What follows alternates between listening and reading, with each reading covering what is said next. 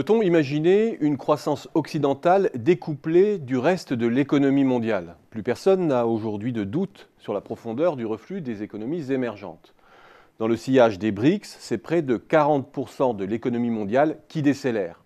Et comme souvent dans ces cas-là, la décélération fait surgir les failles structurelles. C'est donc avec la perspective d'une panne durable des économies émergentes qu'il nous faut aujourd'hui imaginer notre propre croissance. Voyant se réduire le gâteau de la croissance mondiale, les dernières projections du FMI en attestent, beaucoup y voient le prélude à un ralentissement généralisé qui contaminerait toutes les régions du monde. Le monde a perdu sa locomotive émergente, la locomotive américaine, après 7 ans de croissance continue, montre des signes de faiblesse, l'attentisme de la Fed en atteste, et par empilement, le ralentissement ne peut que gagner l'Europe, qui mange aujourd'hui le pain blanc d'une désinflation importée.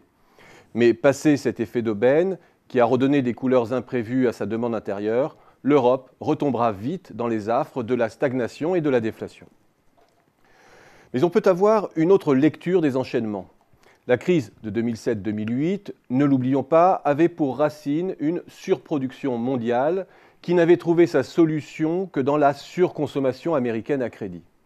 L'Amérique, surconsommatrice, a alors utilisé rapidement l'arme de la dévaluation pour reporter l'ajustement des surcapacités à qui de droit.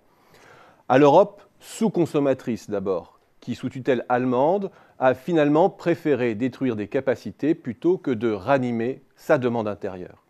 Les Allemands ont alors entièrement misé sur l'Eldorado des émergents pour compenser leur perte de débouchés européens. Mais en changeant leur fusil d'épaule en 2014 et en jouant la baisse de l'euro, les Européens ont alors reporté le reste du job de destruction des surcapacités mondiales sur les pays émergents. Ils en étaient la source et cet ajustement de capacité est la première cause de leurs difficultés présentes. Est-ce à dire que le piège va se refermer sur les économies développées maintenant? Pas nécessairement, car il est peu probable que les États-Unis prennent la relève de la destruction des surcapacités. Comme en 2008, ils préféreront jouer la partition de la baisse du dollar. Dans ce contexte, l'Allemagne rejouerait-elle aussi la partition de 2008-2010 ? C'est peu probable car ses intérêts ont changé. L'affaire Volkswagen a révélé la vulnérabilité de son choix hyper-industriel. L'idée de se refaire sur les marchés émergents a également vécu. L'Allemagne n'aura certainement plus le luxe de s'offrir une nouvelle crise des débouchés européens.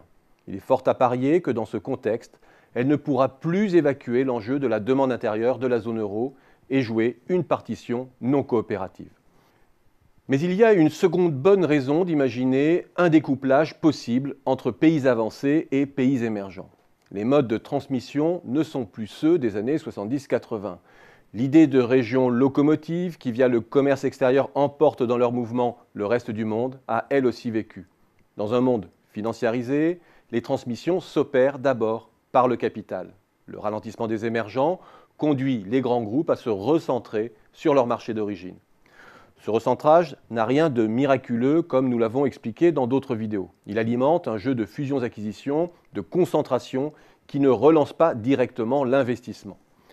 Mais il entretient dans le même temps un régime de faible taux d'intérêt favorable à la croissance organique des petites entreprises. Les choix politiques seront alors décisifs pour que la logique de consolidation ne l'emporte pas sur celle du développement.